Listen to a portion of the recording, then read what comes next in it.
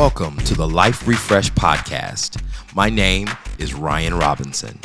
And if you are looking for a podcast that is designed to uplift, encourage, and revive your heart, mind, and spirit, you're in the right place. Welcome to the journey of becoming the version of you God designed from the foundations of the earth. Now, let's begin. Hello, ladies and gentlemen. Welcome to the Life Refresh Podcast. It is Ryan Robinson here yet again. Thank you for tuning in to this episode today.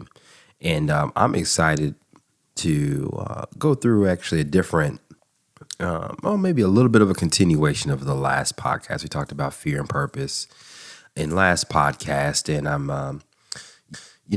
I want to maybe, if anything, put a cap on it, really, and name this podcast The Road to Change. And I think fear and purpose are prerequisites to change. And by the way, before I get going, if you haven't, share this podcast, subscribe to this podcast. We've been getting some amazing listeners from all over the world, which is incredible. And I'm glad that you're finding value in it.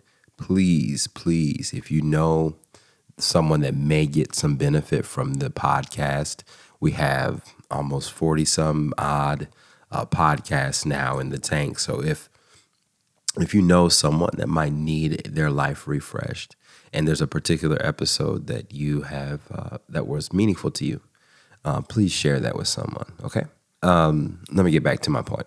Most people, before they have to make a change, they usually wrestle with fear and purpose. Again, like I said in the last podcast, fear and purpose are not all, fear isn't all bad. Fear can help save your life. If we were completely fearless, we would just jump from stuff. But God has given us a instinct that keeps us from doing any kind of damage to ourselves for the most part. But the thing is, most of the part that we don't understand is that when we are asked to or called to change, or life circumstances make us change, we either decide to make the change, or we don't understand how the change is going to impact us. So we actually hold off on a lot of the opportunities because, one, we're afraid of what that looks like for us. What's the with them, which means what's in it for me. Most people don't know what that looks like for them. And there's some individuals who love change. And honestly, most people are in different stages of change when it comes to what's happening in their life. Most of the time, in many cases, there are like 4 stages generally when it comes to change. And those 4 changes, so change is actually expressed really in like 4 stages. And if you ever get a chance to look at this is it's in mind. It is a thing called the change curve. And everyone typically resides in some of these. There are some methodologies called ProSci, which is a change management tool that is very useful. You can get certified in change management, but there are pieces, and again, I'm just giving you a very high level piece of this, but there is what we call a change curve. And most people, when it comes to organizational change, are able and equipped to actually walk an organization through particular changes, whether it be putting in a new system in the community or in the organization, whether it is doing new training or retooling or rebranding, whatever the case is. There is what we call a change curve that has to take place. And the change curve typically resides in like 4 particular stages, okay? And the first stage is like shock and denial. This is when like a change is first introduced and the initial response may be shock or denial. And they have to react to the challenge, to the status quo. Now, this is the thing. Many of us actually all of us are really good at taking in the status quo. By nature, human beings like to be comfortable. So because we like comfort, whether any change is coming, whether it be good or bad, the change is in many cases a shock to the system. a denial in many cases because something may be going away, something may be added, something that you may have been putting your hat on for several years or several decades is now being upgraded or being removed. So you have to understand kind of where you are. And if you go online, and we'll link it in the show notes, but the change curve actually goes down first. That's the initial response. And then we get into stage 2, which is anger and fear. And this is kind of what we talked about is like once the reality of the hit of change comes, people tend to react negatively and move in this area. They may fear the impact, feel angry, feel not heard, actively resist, protest against the change. They may have challenges. They don't understand the consequences. Others may correctly identify with threats to their position, so they get super, super defensive. And as a result, many organizations have this sense of disruption, and it can, if not properly planned for and controlled, lead individuals to chaos. So with what we were talking about in our last podcast, the fear and purpose are very much needed, because the thing is, if you don't have purpose if you don't have purpose prior to experiencing the fear of going after what you feel like you've been called to do or what you've been equipped to do, you will lose the North Star for what you're doing, and you will give into the fear. And the fear, and the acronym that most of us all know, is fear, false evidence appearing real. So you will really put yourself in a position where you are fearing a circumstance that may not necessarily be real. It's just that you don't have enough information about the matter. Okay? So this is one of the things that I feel is a big thing. And people typically stay in this area because most people don't have enough information. And it is a very stressful, very unpleasant stage to be in. Many are disoriented, they are lethargic, they're confused, and immediately the fight or flight responses typically come into the change. And there's many ways that I can express this, and there's some real world examples, and I'm gonna probably share a couple of these. I'll just get to one. I am a big music individual. I love music. I actually have a minor in musicology, and one of the things, which is a random thing, but one of the things that happens is music typically has there's changes in music. The music that you hear in the 80s and the 90s with like New Jack Swing and, all those particular sounds or styles of music are very definitive for a particular time period. And if you can think of any of your favorite artists, when they started changing up their sound, particularly from an album that they're most well known for, it never lives up to the hype of that album, their top album, if you will. And it causes the individual or the fan to question whether the artist is relevant or not. And I'll give a couple examples here. There is I'm gonna use an R&B example. I'll use 2 R&B examples and then 2 hip hop examples here because they've really made some impact. 1 on my personal life, but 2 sonically. Usher Raymond is one of my favorite artists of all time. Don't need to go into it. That'll be another podcast. But many people note him as the best noted album is Confessions. That was released in 2004. And that album, for many people, is a great album. In fact, it was the last album by a black male artist to get a diamond certification, which means they sold like 10 million records. And he was the first R&B artist to sell 1 million records in 1 week. So he's up there, right, for artistry. Now, the next album he put out was called Here I Stand. Had a great single, #1 single in the the Billboard Hot 100. But the album really flopped, though. And the thing is, like, at the time he was married and he was going through, that whole life circumstance and change in his life. And the thing is, it was reflected in the music. So many people thought they were going to get, based on the single Love in the Club, they were going to get Confessions Part 2. But actually, they didn't get an album that they thought they were going to get at all. Then you have another subsequent album, which was called Raymond versus Raymond, which was on par with what you would typically expect from Usher. Again, another platinum album that went really well.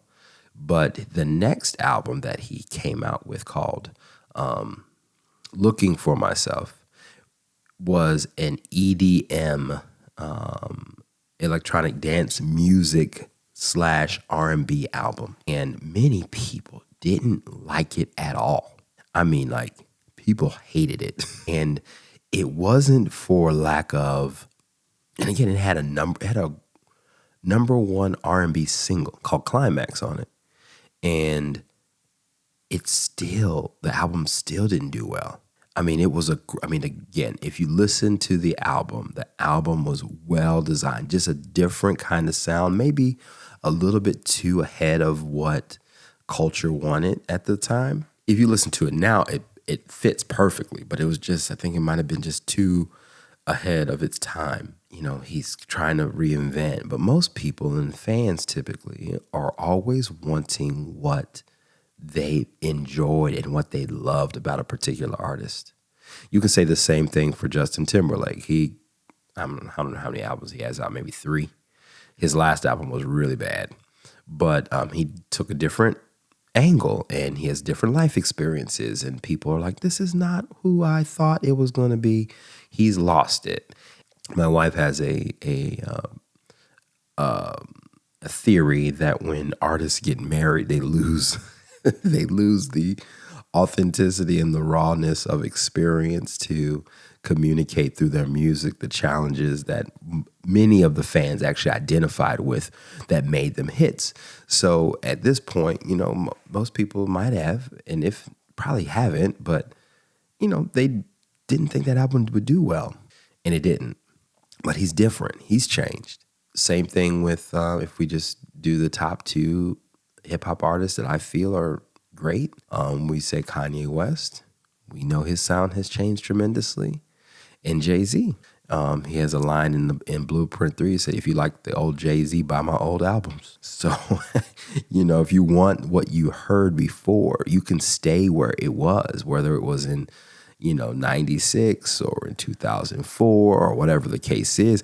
There are times, and one of the things that's amazing about music is that music is time-stamped. So because it's time-stamped, most people like to stay in that era of time because they may have significant memories, they may enjoy what's going on, they may be reliving experiences that they once had when a song was being played. And there's nothing wrong with that about having nostalgia, because it happens to all of us that we love particular music that we grew up with, and they bring up amazing memories for us. But the thing is, there are things are continuing to move on.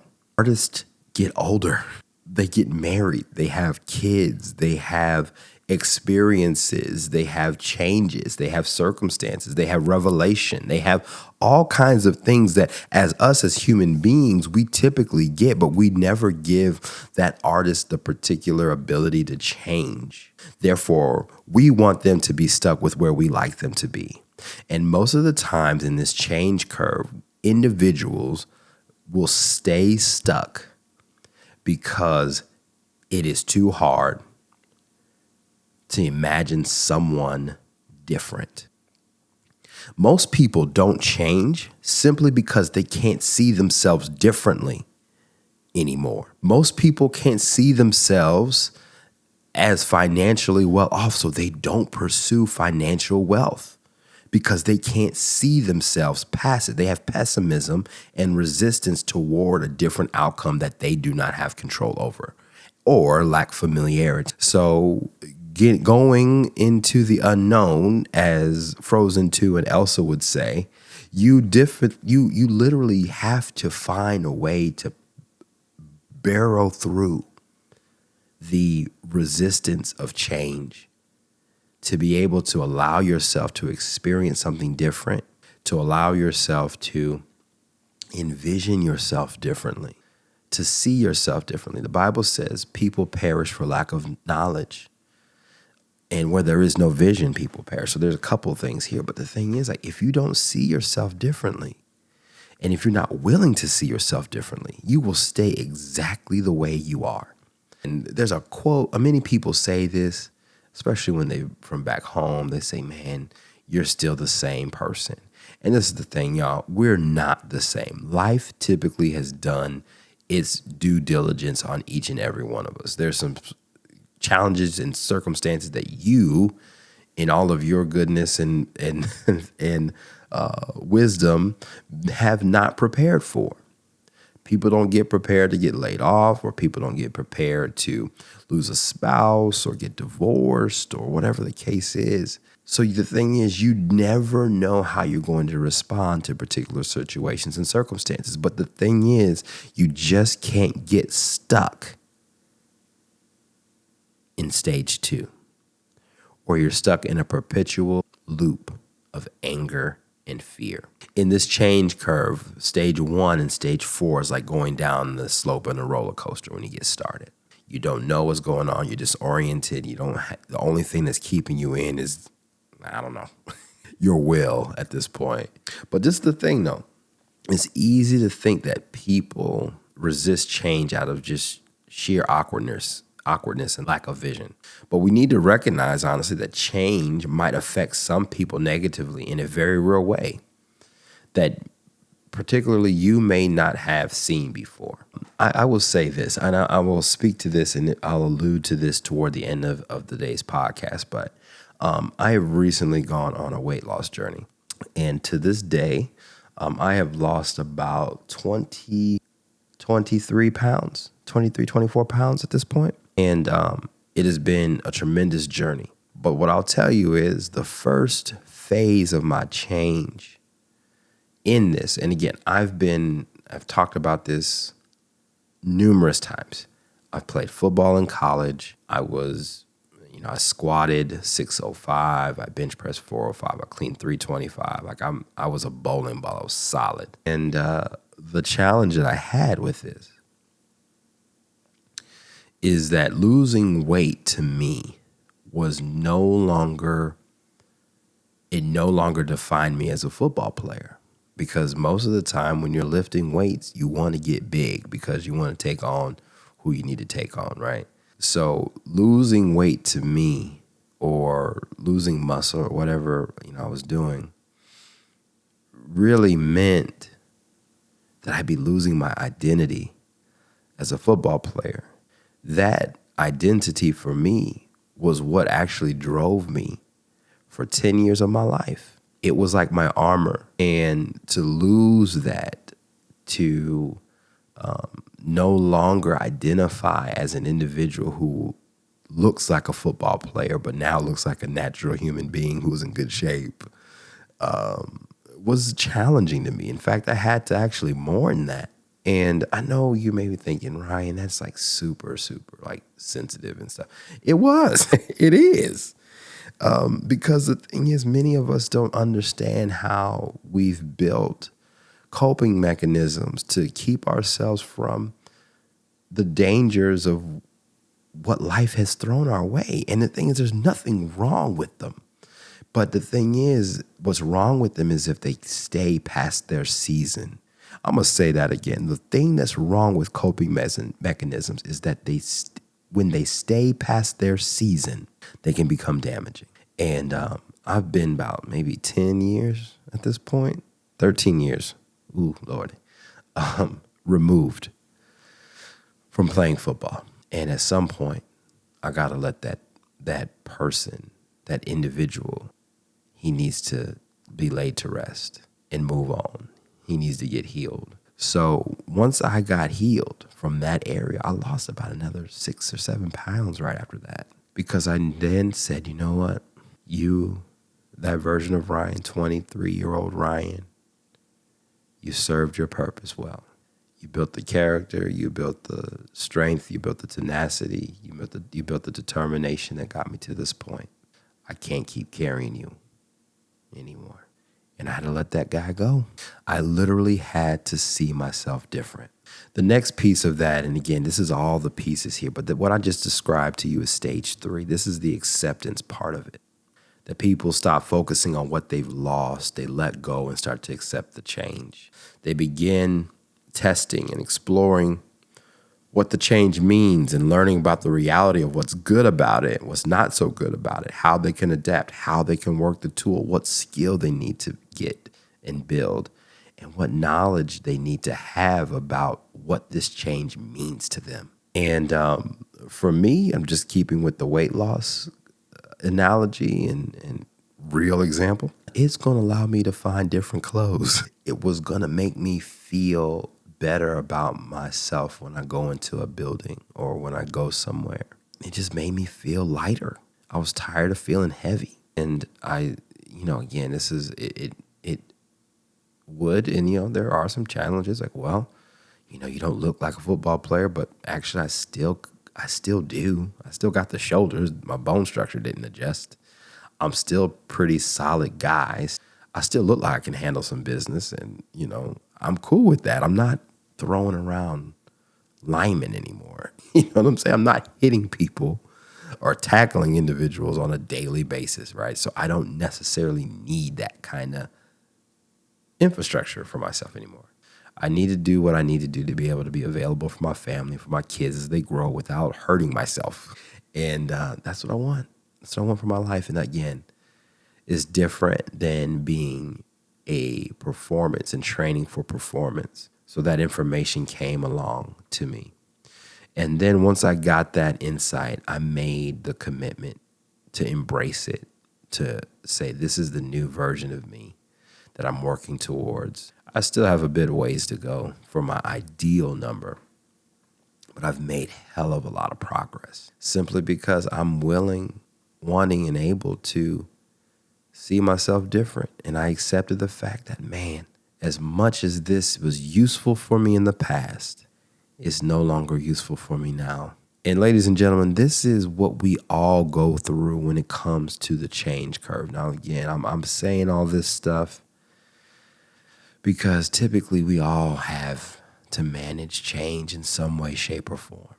We have to give ourselves the grace to change. We have to give ourselves the opportunity to listen and to observe and take action when that happens. We have to do the things that we need to do to actually help ourselves to get better. Again, there's teams of individuals that specialize in helping organizations go through massive change. Why don't we have anyone to do that for us? We have coaches, life coaches, and those kinds of things that can help us along the way. But many of us don't take the example or take the opportunity to either hire one, or we might go to therapy to get that done too. But, we need someone to help action, to give us some action, to give us some direction, like a coach that can help push you through.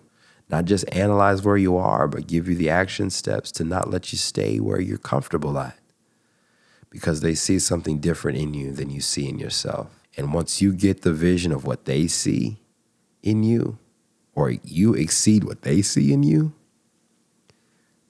then you'll be able to really maximize these change seasons. These change seasons are amazing. They're hurtful. They're pruning seasons, because essentially you lose something. So if you need to cry. If you need to run or yell, then do what you have to do. But in order to move on, there has to be a season or time of mourning. And, anger is usually and always is a secondary emotion next to hurt. So if we don't deal with that, we'll never move past and experience what the other side of change provides us. So I'm excited to really conclude this, the change curve. We'll just call this the change curve because I think this is a good one. But there is the next podcast, ladies and gentlemen, I'm so excited to share with you. And I'm going to just give you a prerequisite to this. give you some insight to our podcast guest. Our podcast guest is none other than YouTube sensation Dr. Mike Diamonds, owner and founder of Sculpt by Science. If you haven't checked his material out, we'll link it in the show notes here. But I was fortunate to be able to be a part of his program. We were able to link up and have a conversation about this transformational opportunity that was presented to me, but also his amazing journey. I don't want to steal the thunder too long, but what I really want you all to do is just check out some of his material. It is literally amazing. Some of the things that he's gone through. He is actually a real doctor. He's gone through the progress, the process, the education, the residency. He has done the work, and he provides a very unique perspective to health and fitness and wellness. And it's important, just like we talked about living a lean life physically, that many of these changes, like we talked about, start from the inside out. And he gives this very unique perspective in this hour-long interview. So please make sure you stick to the podcast, share it, subscribe. I'm hoping that you'll gain a lot of insight from him. And if not, go to YouTube right now, check out some of his material. You can lose weight without having to sacrifice and eat leaves and water and all that all day long. You can indeed have a fulfilling life eating the things that you'd like, but you need to do it with the science. And Dr. Mike Daniels will do that. So keep it locked here on this podcast. I'm excited, delighted for you all to catch next week's podcast with Dr. Mike Diamonds. Until then, live a life refreshed. Talk to you soon. Peace.